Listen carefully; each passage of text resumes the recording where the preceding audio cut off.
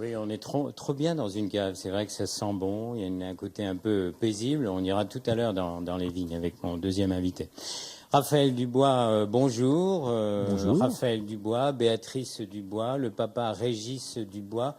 9 générations. C'est lourd à porter, c'est réconfortant.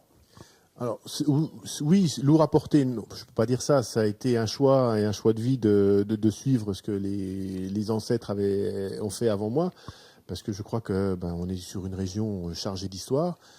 Ça me semblait une évidence. Après, pour moi, c'est pas une charge, c'est plus un plaisir.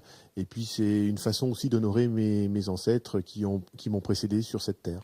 Alors, quand on sait que ça a commencé 500 ans avant Jésus-Christ, on se sent un peu privilégié dans un monde particulier. Alors, privilégié, peut-être pas.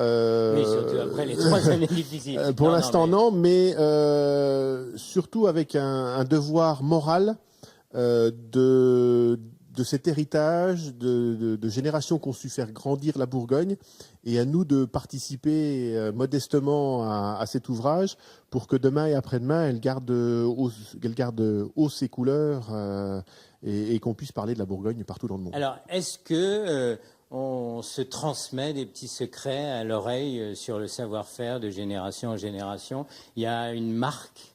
Alors après, transmettre peut-être pas, puisque bon, aujourd'hui c'est vrai qu'il y a quand même les organismes de formation par le lycée viticole et autres qui sont là, mais après le savoir-faire, le petit coup de patte maison, ça on l'apprend pas à l'école bien entendu, mais ça vient en plus de ce que vous avez pu vivre comme expérience en dehors.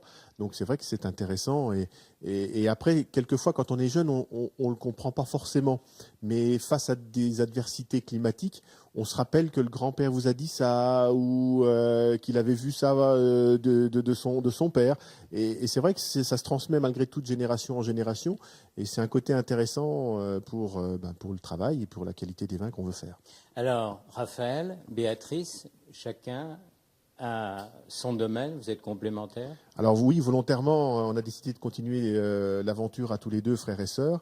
Et donc on s'est mis, bien entendu, chacun avec une partie de responsabilité. Donc Béatrice s'occupe de la vinification, de l'élevage des vins et puis de tout ce qui est préparation à l'expédition.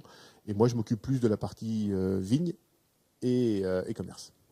Merci Raphaël, on remontera à la surface tout à l'heure. À tout à l'heure.